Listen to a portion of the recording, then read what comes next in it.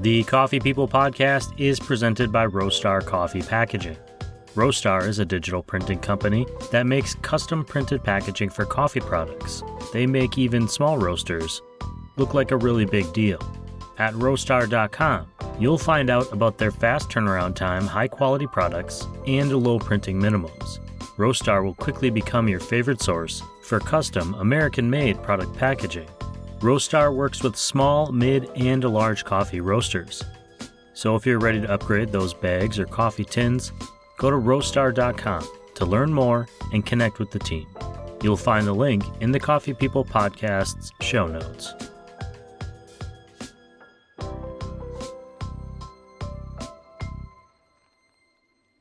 Got a little tangenty anyways, so it'll work. Tangents are what this show is all about. I mean, I keep asking you something and then thinking, you know what? I should have asked them about this. I'm going to go back to that.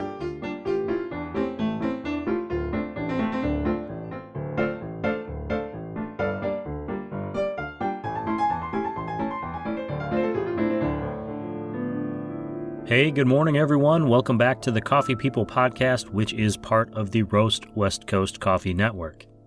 I'm Ryan Woldt, and this is the show where we get to know coffee people. Often it's coffee roasters or green coffee buyers or cafe owners, but coffee touches so many different people in so many different industries. Today I'm chatting with Nick Schmitt, who works for this show's sponsor, Roastar. Nick and I met last fall at Coffee Fest LA, which is also how I found out that the company that produces some of my favorite coffee packaging is based in my hometown of Wausau, Wisconsin. I'll be honest, before meeting Nick, I hadn't thought much about coffee packaging, other than to admire some cool artwork or a well-designed bag. My biggest packaging concern was to figure out how much longer I could shove coffee bags into the kitchen drawer before it burst. That changed when I met Nick. It was a reminder that every cup of coffee I enjoy, either at home or out in the world, has connections to an entire world of people, an entire world of entrepreneurs and small businesses that I never think about. Technically, we are between seasons 7 and 8, but I wanted this show to come out now because I'm going to be seeing Nick and the Roastar team at the Specialty Coffee Association Expo in Portland this weekend. I'll even be hanging out in their booth on the vendor floor on Friday and Saturday afternoons. There, I'll be interviewing visitors about their own coffee passions and ambitions. So if you're in Portland, I hope to see you at booth 954. Until then, I hope you enjoyed this Coffee People podcast conversation featuring Nick Schmitt of Roastar, preferably accompanied by a good cup of coffee.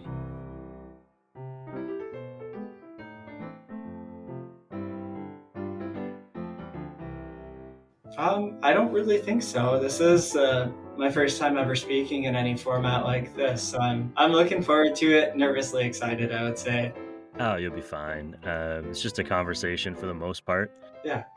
And we'll start by saying, welcome to the show. If you could tell everyone your name, who you work for, and your title there, and maybe your favorite movie ever.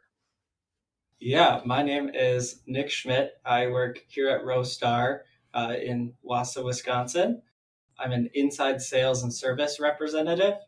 My favorite movie of all time. That is tricky. You know, as far as history goes, I'm going to say it, The Princess Bride. That's what I was raised on.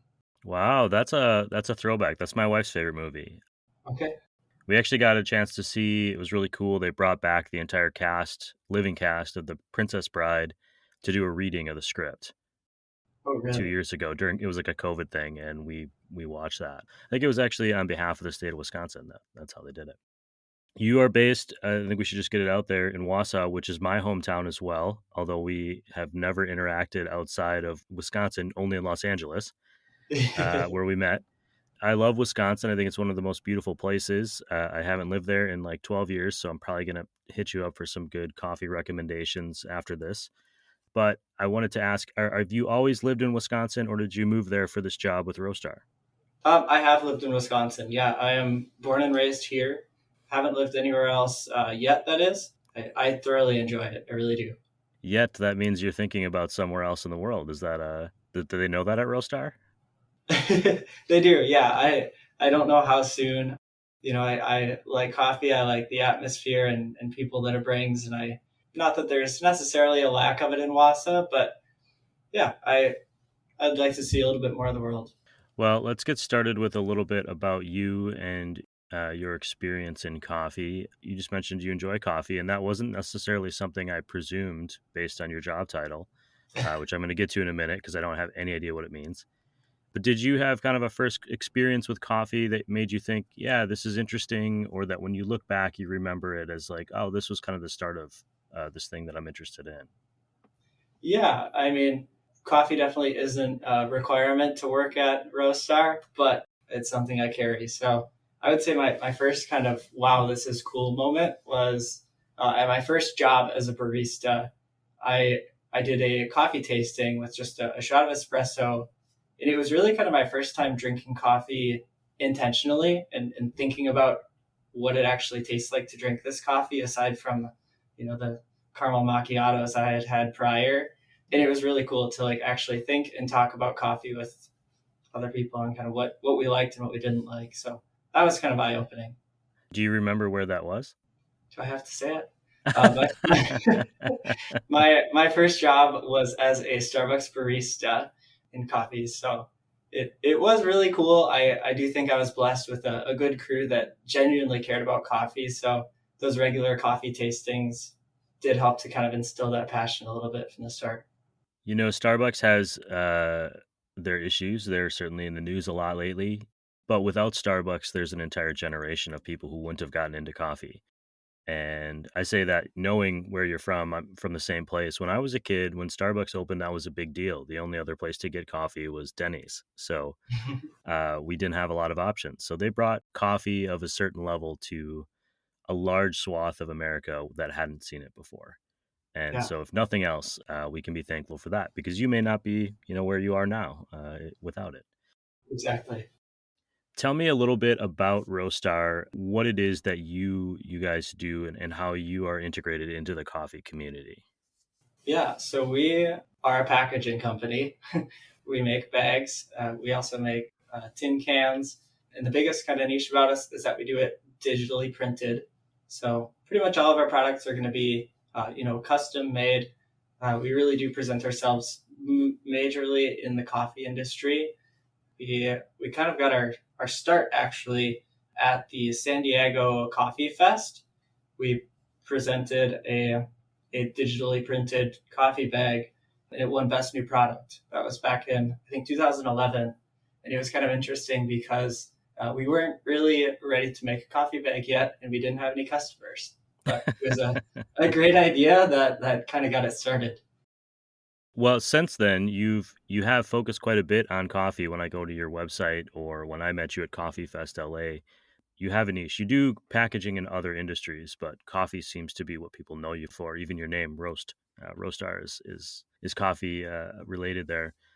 You've come a long way since then. Who are some of like the clients that maybe people would know? I mean, are you doing large coffee industry? I mean, are you doing packaging for like pizza or Starbucks, or is it more on a smaller scale, small business, medium-sized business? Totally. I mean, our big thing is small business, big story. So majority of our customers are really going to be pretty small, often startup shops. A couple that I mean have started really small. We worked with Death Wish is probably a name that you would know. So we have made their bags, and then they got that Super Bowl commercial deal. I don't know if you recall that. They really blew up big time, which was really cool. They've grown a lot, have some really interesting branding and marketing. So that's kind of one of the ones that it exploded and got their name out there pretty widespread. And I think one of your other, tell me if I'm wrong, but you guys worked with Black and Bold. Yeah, we have done some eggs for Black and Bold as well. So Black and Bold was just in the news yesterday. They're going to be taking one of their pre-made craft instant coffee packaging nationwide. So Oh, that's kind of cool. yeah, that's very cool. One thing I like about coffee is that it connects people across the country, across the world. Really, it's a product that is so integrated into the daily life of most people that you don't even realize how many other businesses you're working with or touching base with when you drink your coffee in the morning. Mhm. One of the reasons that I enjoyed learning more about Roastar and now about you and of course Danielle and the team there, because I never would have thought about, as much as I think packaging is cool and the designs are cool and the artwork is cool, I wouldn't have thought about it when I was drinking my coffee. So I'm hoping you can explain a little bit about how that process works from I'm a coffee roaster and I want to package my beans and I call up Nick.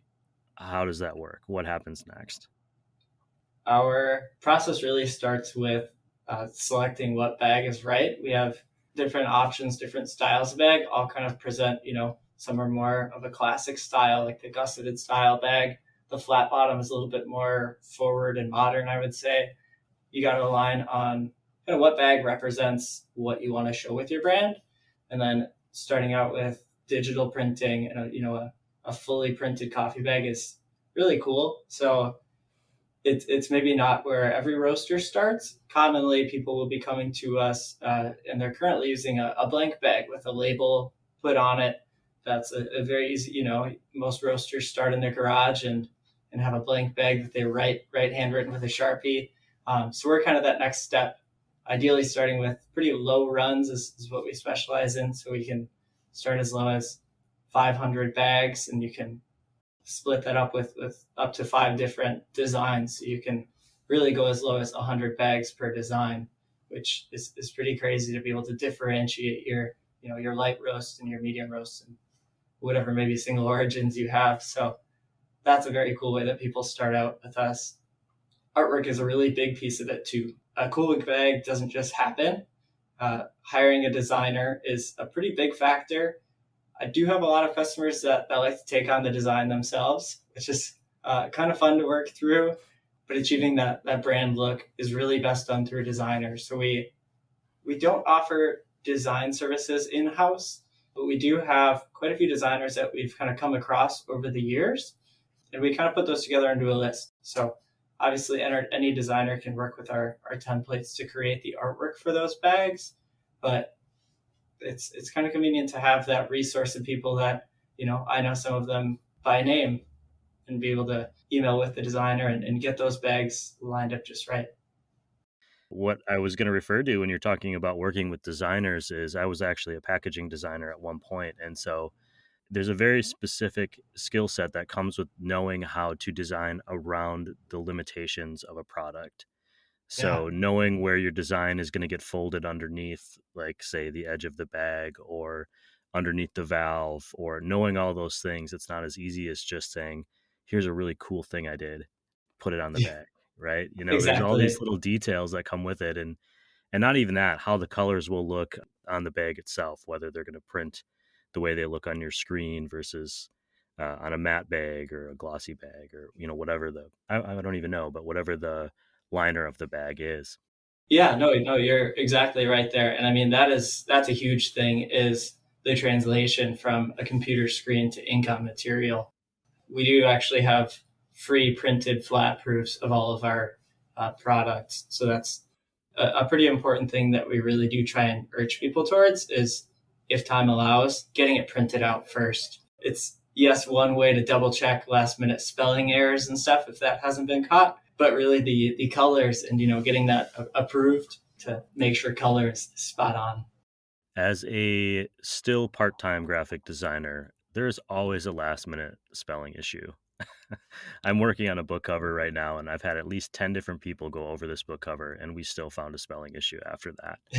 So it's just your brain puts things in the right place, even if they're not there. So you really need to look at it from a different angle. So having a designer who's worked with that is great. And on that note, I noticed on your Instagram, maybe last week you posted about, or the company posted about, you're going to be sponsoring the design awards at the Specialty Coffee Association Festival in Portland.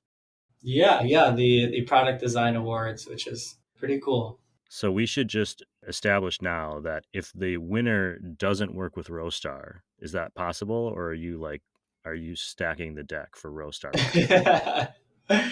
I don't know that we're quite stacking the deck. I actually don't have any insight on who's registered for that, so I am excited to see the results of that at SCA. Will you be at the event in April? I will, yeah, I will see you there. I I hear that we're going to be partnering up with a pretty cool up and coming coffee podcaster in our there. So I mean, if you still let me, a lot can happen in 3 weeks. We'll see what happens. People listening to this, this is going to be coming out right before SEA. So this is probably happening as you're listening to this, but hopefully I'll be showing up at the Roastar booth at Specialty Coffee Association in Portland and doing some like live podcasting right there on site in the afternoon. So if you're there, come check them out. I wanted to go back to something from your past, not Roastar or coffee related, but I think I saw that you worked at East Bay for a while, which I think yeah. is a seminal job for every young person growing up in the town of Wausau. East Bay was a massive catalog sporting goods store that in the 90s was bought by Woolworths. I worked in the warehouse when I was 15, and I worked in the store when I was 17, and I worked in the phone bank at one point. Mm-hmm. They recently announced that they're shutting down their iconic kind of sports catalog. What was your experience like with East Bay, and do you even realize like how pervasive they were on the job economy in Wausau? Yeah, I guess I didn't really realize how widespread they were, but it definitely was a pretty key thing. I have a lot of friends that also worked at East Bay. I did work in the call center there, so I took calls in from East Bay, and then like Foot Locker is another branch. There are quite a few actually, but they all started with East Bay, and there was only the one East Bay store, which is kind of cool. I did actually, for one summer, volunteer to do an overnight shift on Sundays with a friend. So that was kind of an interesting summer of Sunday overnight call center shenanigans. A lot of phone calls from prisons, I always found when I worked Yes, the call yes. center. That's where the catalogs made it. And you can tell me if this happened to you, but for me, I would get a phone call, especially around the holidays, from somebody in a prison wanting to buy gifts for their kids, the newest shoes or jersey or whatever. But then once we did the order, which took all of a minute, this was their only phone call of the week. And so they would want to talk to me for like 10 minutes about sports or about what was happening in the news, anything, because they wouldn't get another call for another week. So I don't know if you ever had any experiences like that, but it was something that like really made me appreciate, one, not being in prison, but two, learning how to talk to people from all over the world. That is really cool. I don't think that I was anyone's comfort from prison. However, that's a good story. I did definitely have quite a few sneaker orders that I placed from people behind bars, getting either some shoes to them to show off a little bit, or yeah, for the family and friends. Oh, I didn't even think of that you could get shoes inside. Back to Specialty Coffee Association, what is it that you guys are planning on doing there, and how does an event like that help represent your brand or help push what you guys are doing as a packaging company forward? I think when I say Specialty Coffee Association, people just immediately go to like the barista competitions, the roasting competitions. That's what they think of. They're not thinking of like a manufacturing packaging company. Yeah, I mean, it's where we got our start. I suppose I'll share. I said that earlier. The San Diego Coffee Fest is really where we kind of found our roots. So we've always found ourselves at those different coffee shows, SCA being the biggest of all of them. This year, we've got a pretty sweet new booth, which we're really excited for. Partnering with you is going to be exciting. It's always cool as well to strengthen some of those relationships with existing customers we have. I'm on the front lines. I work with all of our customers that are in Portland. So to be able to randomly bump into people I email with on a daily basis is going to be pretty sweet. Why don't you, if you can, just tell us what it is that your job title? You had this long job title at the beginning of our conversation, and I can't say I really knew what it meant. The only word I Yeah. understood was sales. So what is it that you do on a daily basis? Yeah, it's pretty heavy on customer service, account management. So, I mean, I pretty much handle our customers' projects, customers on the West Coast, that is, all the way through from start to finish. So, the stage, like I mentioned, of artwork setup. If you need to get another round of proofs because your color was wrong on the first one, I'll help get that processed and get those on their way. I can watch your orders and make sure they go through. If you give me a call and say, hey, we screwed up, we need these bags, next week, Friday, I can probably maybe pull a few strings to figure out how to make it happen. It's tough to answer straightforward what exactly I do, but I kind of manage projects. I'm the guy that people call. Yeah, you're the facilitator. You're not Jason Bourne. You're the guy that makes sure there's money and guns in his account. I want to ask you about that Wausau area and the Midwest in general. You just mentioned that you work a lot with West Coast clients, and that's something that I've learned recently, that you guys work with clients kind of all over the place. But I would have just assumed, I think, that you would have started with a lot of clients in the Midwest. What is that coffee culture like there? And I ask that knowing that when I moved from Wausau 12 years ago, there were no coffee roasters in town. Mhm. I think now there's probably several, if I'm not mistaken. Yeah. But how do you see coffee growing in the Midwest? And as a company based there, how does that affect what you guys do? Yeah, we definitely have a few pretty good sized coffee roasters in the area now. We did start off, I know one of our earlier customers was Condor Coffee Company. They're a roaster literally about 3 minutes down the road. And they started, I think, around 10 years ago as well. And we've done pretty much all their bags since they started. And it's always been a good relationship. Another local roaster is Redwood Street Roasters. They rock. They supply us with all of our coffee in the office. So we have a cold brew keg that's always refilled. They, I think, really spread the coffee culture the best in the area, because at farmers markets they do strictly pour overs, and they have a huge line of people watching these pour overs be made. And I really don't think that a lot of people are even familiar with that as a brewing method. So they really kind of instill some coffee passion in the area, which is so cool to see. We do bags for definitely people in our hometown as well. A little bit further outside, but still in the Midwest. Dark Matter Coffee is a really cool brand. That was my very first cup of craft coffee ever, was a Dark Matter coffee. No kidding. Yeah, they are, so cool with the art and music and just real nitty gritty of coffee. So that's a very cool kind of further outside relationship. How do people find you? I mean, is it mostly from like festivals or events, association events like that? Or, Googling, what is the best way for, say, a young burgeoning coffee roaster who wants to get to that next level? Where are they finding Roastar and finding information about you, or how do they first connect with you? Yeah. We are definitely pretty prevalent online. We're an e-commerce company. That's usually the easiest place to find us. Conveniently, people do find us at, SCA and Coffee Fest. We're at all of those shows. So in person, that's a good way to connect. We also have been in, I believe it's Roast Magazine a few times. So we sneak our way into different areas to get spread out, but online is really where we thrive. That actually brings me to something that I didn't have in my notes. How long have you been with Roastar? Yeah, I've been with Roastar just under a year and a half. So I started there. So you would have come in about halfway through the coronavirus pandemic, which hit different parts of the country differently. Was Mhm. there any discussion when you arrived just about about the growth of young roasters, of new roasters? I think I noticed a lot of people who had time during the pandemic to say, I want to take on a new hobby, or I have this new professional goal.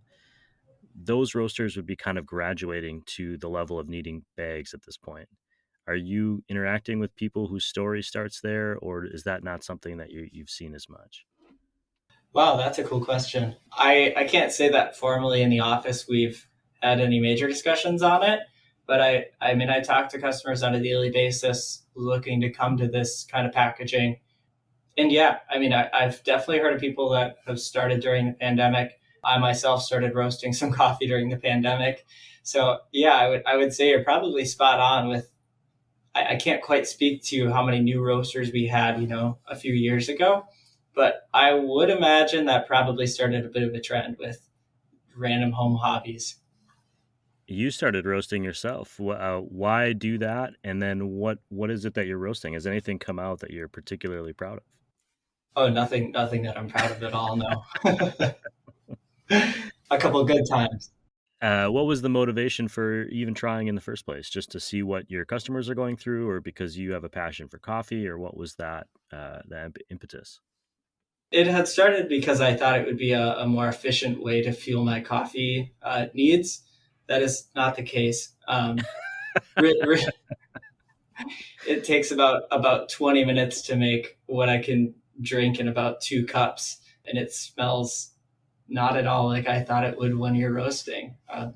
It took me about 4 years of working in coffee before actually smelling coffee while it's being roasted. And I imagined my whole house would smell like I'm baking a fresh batch of brownies. And no, you're burning cherry pits if you think about it. So the end product is great. The process was not as glamorous Well, that's the next step is building your own coffee roasting shed. with ventilation. Yes, with ventilation. In Wausau, you could probably get away with that, if I recall. We didn't get a lot of permitting for things back in the day. Maybe not so much anymore. I wanted to just ask you, besides your own experience here roasting and the challenge of that, what is something that you've kind of learned about the coffee industry since taking on this job and having your Starbucks experience?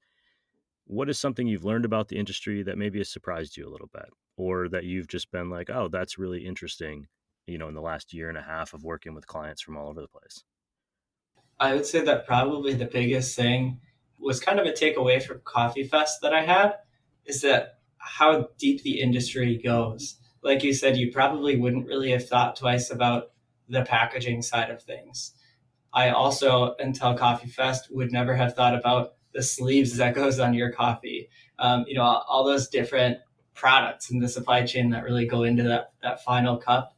Coffee sourcing and farming and how many different elements there are has been really cool to see.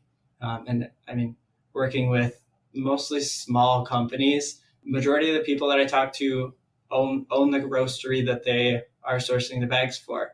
And these are entrepreneurs that are very passionate about what they do and very willing to share. So that's kind of one of my favorite parts is hearing from the source themselves on how they got there and kind of what hurdles they've come over.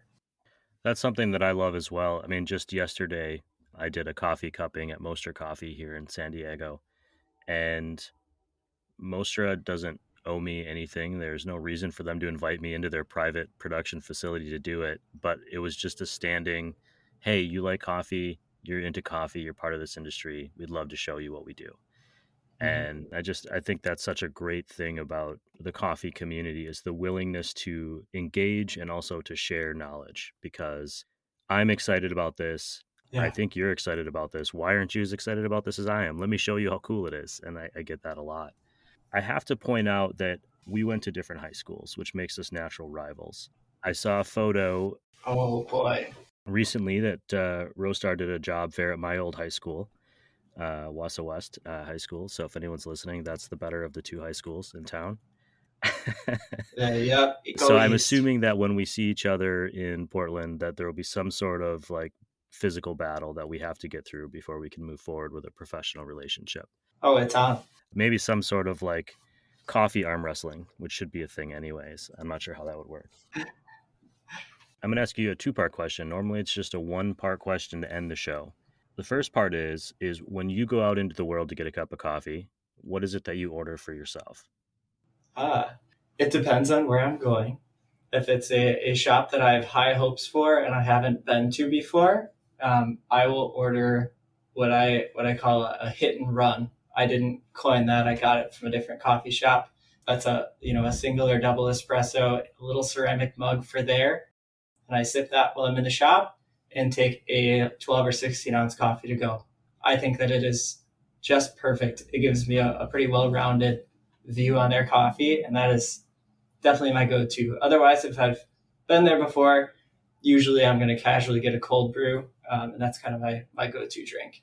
When I am back home, and I will be in Wausau in late summer, where should I go to get a cup of coffee if not one of your clients? if not Condor Coffee or not Redwood? You should go to Tuckney Coffee Company. That is where I worked for a little while. It's under new ownership. They are hip and cool, and they have gorgeous plants. Oh, well, you had me at plants. I'll take bad coffee if they have good plants. It's like one of the few things that I'm excited about as much as coffee. Nick, I really appreciate you spending some time on the show with me. I'm looking forward to getting to know you more and getting to know Roastar more. If you're listening to the show, you know that Roastar is coming on as a sponsor of the show and a presenting sponsor of the Coffee People podcast. And I just couldn't be more thrilled to be representing both you and my hometown by extension. And I'm glad you're here. Thank you, Ryan. I hope everybody didn't get too frustrated by two Midwest guys talking about bags. Oh, don't do that. Don't point it out. It makes it worse. It's like one of the only things people say to me when they go, if I say the word bags, they go, oh, where are you from? And I go, oh. Well, thank you for having me.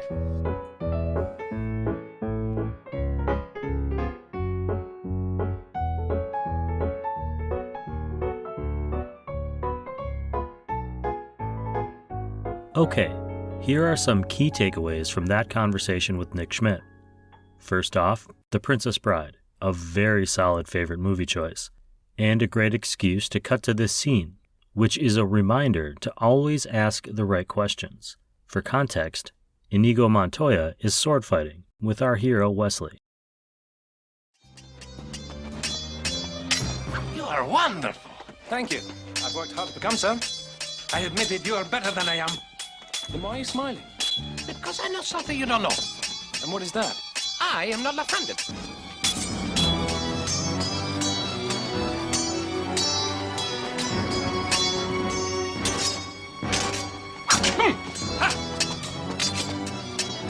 You're amazing. I ought to be after 20 years. Oh, there's something I ought to tell you. Tell me. I'm not left-handed either.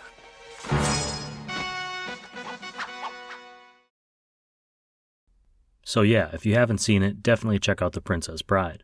Back to those key takeaways. Roastar is a printing company which specializes in digitally printed packaging.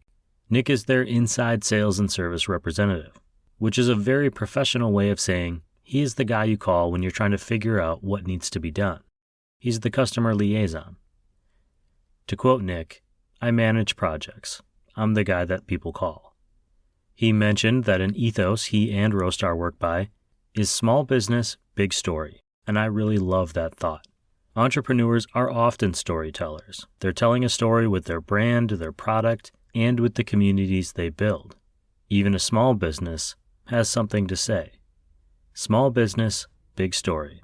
I'm going to put that on a Post-it note and tack it up in this podcasting closet. If you have a coffee industry story to share, and you happen to be at the SCA Expo in Portland this weekend, you know where to find me. I'll be the guy with the microphone at the Roastar booth, number 954, in the early afternoons. Look for the beard, the bald head, and probably the fanny pack. Finally, exploring the world is a great way to discover who you are and what you value. I encourage you to get out in the world, if and when you can. There is a lot of great coffee out here, not to mention more than a few people who might just change your life. You never know when you're going to read a name tag and think, holy moly, this guy's from my hometown. So thanks to Nick for talking to me that day and today, and thanks to you for joining me on this bonus episode of Coffee People, featuring Nick Schmitt of Roastar. You can follow @Roastar on Instagram to see some of the cool coffee bags they've collaborated on with your favorite coffee roasters. And if you are a coffee roaster, either established or burgeoning, head to roastar.com to see all of the services they can offer your business to help tell your big story. I'll include those links in this show's podcast notes and in the Roast West Coast Coffee newsletter, which you can find and subscribe to at roastwestcoast.com. You can sign up for free, but if you've been digging this podcast, please consider one of the paid subscription options. The money from our listener subscriptions is how we keep upgrading this podcasting closet, and it gets you access to all of our show archives forever and ever.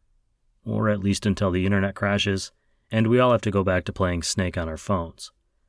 If you're in the early stages of your coffee journey, roastwestcoast.com is also where you'll find the brand new Coffee Smarter Education podcast. We just completed Season 1, and we're already hard at work on Season 2. If you want to improve your at-home coffee brewing skills, or appreciate your going out to the cafe experience a little bit more, you want to be listening to the Coffee Smarter podcast. Search for Coffee Smarter on your favorite podcast platforms, like Apple or Spotify. Then please take a second to rate this and that show. It really helps. In addition to this podcast, aforementioned presenting sponsor, Roastar Coffee Packaging, this podcast is supported by some great coffee industry partners.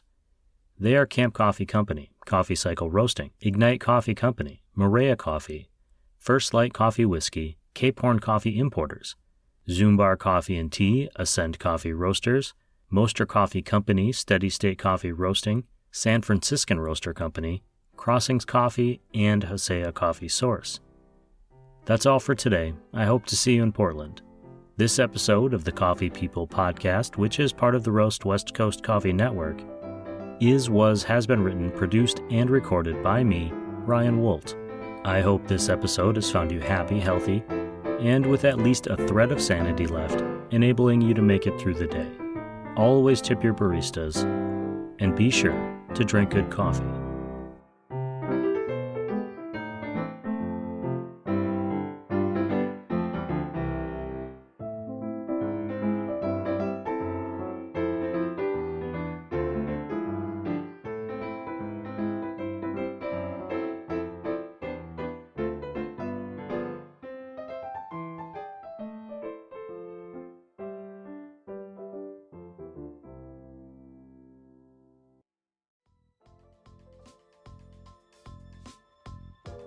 Hey out there, thanks for listening. Did you know this podcast is a listener and reader-supported, creative effort?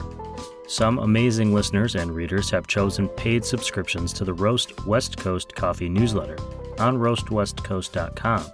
Those awesome people are part of a growing community who appreciate craft coffee, learning about coffee, and being inspired by the guests on this show.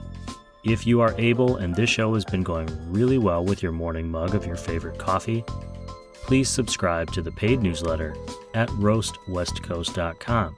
Thanks for listening, thanks for subscribing, and thanks for drinking good coffee.